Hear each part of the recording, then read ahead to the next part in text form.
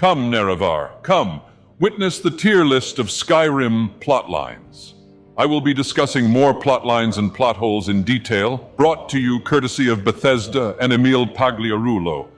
However, today, in my infinite wisdom as a god, I will be ranking these plotlines. If it was up to me, all questlines would be an F tier, but that's a bit boring, isn't it? Let us start with the companion questline. Really, Nerevar? I have to start with this one. They're a bunch of pompous Enwa fools. Do they expect me to believe those half-witted, illiterate oafs are the best Skyrim has to offer? A laughable notion. Not to mention the fact that their silly little ritual to gain the wolf blood is nothing more than a cheap parlor trick to convince the foolish young Enwa Nordmen of Skyrim that they're actually doing something important and heroic. Ah, yes, the Silverhand, you say. I've heard tell they're the sworn enemies of the companions. They don't strike me as much more competent than their counterparts, a mere lot of brutish, blundering brutes.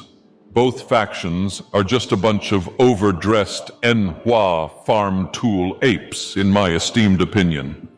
It's just a series of senseless, aimless battles and fights to please a bunch of pompous Nord lords who all speak like the same man with different hair color, which only emphasizes how incredibly generic and shallow the plot is, if you can even call it a plot. F tier. Nerevar. Oh, these false god Daedra whatnots are nothing but a bunch of spoiled little brats.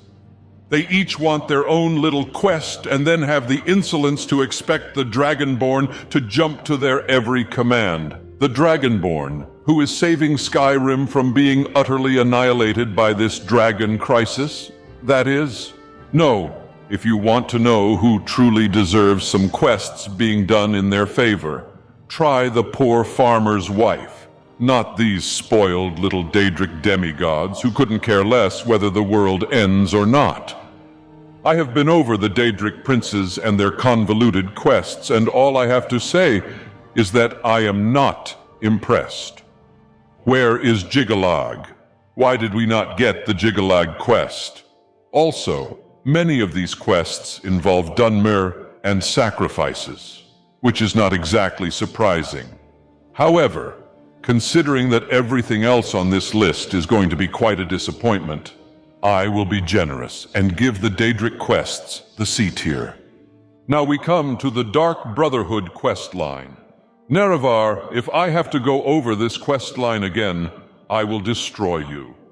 We know that the faction itself is the Astrid Simp Club, but if we look at the quality of the plot itself, it is riddled with plot holes, and the idiotic behavior of Astrid leads to the destruction of the Brotherhood.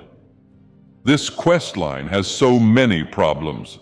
How did the Dragonborn get dragged to that shack?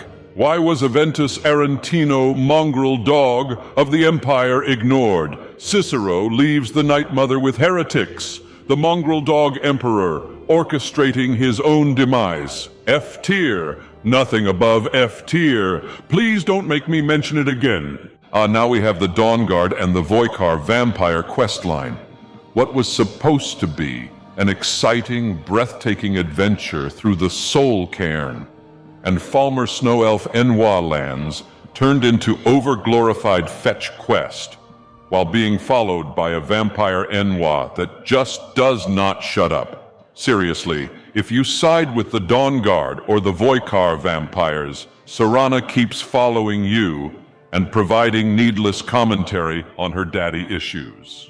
Oh, and what's even worse is that even if you cooperate with Harkon and give him Oriel's bow, he still attempts to destroy you, despite knowing that you are a much more powerful being than him, and that even the prophecy of the sun won't stop you. Oh, and as for Isran, he's annoying and does not bring anything to the table. F tier for both quest lines. Lord Dagoth, you can't possibly think that my story is that boring. Yes, your story and constant whining is that boring. You see how bored I sound? I am a god. How dare you bore a god? What a grand and intoxicating innocence. Honor the sixth house and the tribe unmourned by subscribing to my sermons, raising your thumbs, and writing on the parchment down below. Moving on, the Dragonborn questline. Oh, how would I categorize this one? The first Dragonborn is still somehow alive and wants to fight the last Dragonborn. In reality, they are both being manipulated by Hermaeus Mora, whose Oblivion realm is one of the most boring ones I have ever seen. The Apocrypha is just a library with an unusual amount of tentacles. Please be gentle, Hermaeus Morasama. Otherwise, it is an extraordinarily dull and repetitive questline, especially inside the Apocrypha. The final battle is anticlimactic, as Miraak is forced into this multi-stage boss battle that does not work within the Elder Scrolls game mechanics. Just keep swinging until Hermaeus Mora defeats him. While I do somewhat appreciate Saltzheim, the main questline of Dragonborn is F tier. Ah, the Civil War. Instead of getting the grand and captivating battles between Enwa Stormcloaks and mongrel dogs of the Empire, we got lackluster skirmishes and small-scale battles. I do not buy the excuse that these battles were limited by technology.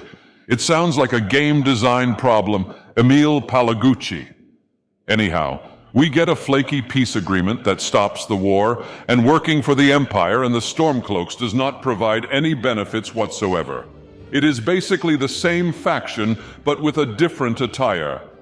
If you don't believe that the mongrel dogs of the Empire are also human supremacists, you are truly mistaken, Nerevar. Both of them are Thalmor assets, and there is nothing they can do about it. Also, why is siding with the Empire an option if they tried to execute the Dragonborn? Both of them F tier. Ah, we finally arrive at the main quest. Alduin the World Eater has been unleashed on Nirn and saves the last Dragonborn, the only Enwa that can defeat him from execution. I understand irony, but this one is way too on the nose and is lazy writing. The whole main quest is just fetching a bunch of items, talking to a bunch of old Nord Enwas, slaying a bunch of dragons that are the most unoriginal part of this whole ordeal. Dragons? Seriously? All Elder Scrolls games have had a more or less unique plot to them, and Skyrim decided to go with dragons, of all things. What a grand and intoxicating unoriginality.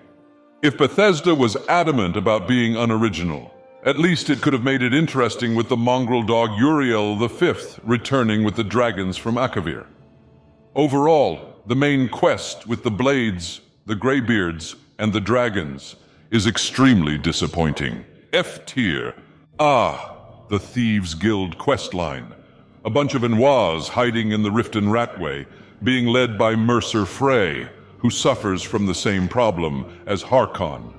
Even if you cooperate with him, he wants to end you. They say they are not the Dark Brotherhood, but honestly, their missions lead to less sneaking and more towards dirty work. Once again, all of their jobs are over-glorified fetch quests. Then you have all of that Karliah debacle, and how in the process, the Dragonborn gets knocked out. The Dragonborn, the one that defeated Alduin, gets absolutely and utterly knocked out by some Breton Enwa. What a grand and intoxicating innocence. I would understand if this happened on lower levels, but surely the main quest should have affected the faction quests. Oh, if only someone had design documents. Oh, and that whole nocturnal aspect was absolutely unnecessary. Who cares about the nightingales and their absolutely useless false god benefits? F tier. Ah, we get to the College of Winterhold, which is the most blatant ripoff in the history of the Elder Scrolls. Nerevar, I am not blind. There is one thing being generally inspired by the Lord of the Rings, but it's ultimately something else if you are trying to rip off Harry Potter.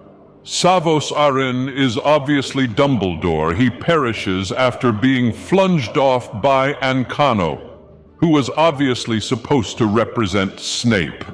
Oh, and then we go into the memories of Savos Aren, like Harry did, with Snape's and Dumbledore's memories. Not to mention, there is also a Chamber of Secrets and the Augur of Dun Lane within the college.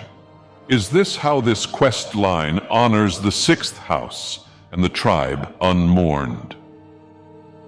I have more thoughts on this topic, so stay tuned for a much more comprehensive sermon. However, for the purposes of this tier list, I am going to give this quest line the F tier. Finally, we get to all of the miscellaneous quests that Skyrim has to offer, and while a lot of them belong in F tier, overall, comparatively to everything else on this list, they do deserve a B tier ranking. No one escapes Cinder Mine, the Butcher quest, and many other random small quests are a lot more fleshed out than the faction, DLC, and the main quests combined. Can honor the sixth house and the tribe unmourned by raising your thumbs, subscribing to my sermons, and leaving your thoughts in the parchment below. I thank my patrons for their support. Thanks to the adoring fan Connor Runda and this realm Sharmat Tanya Davis.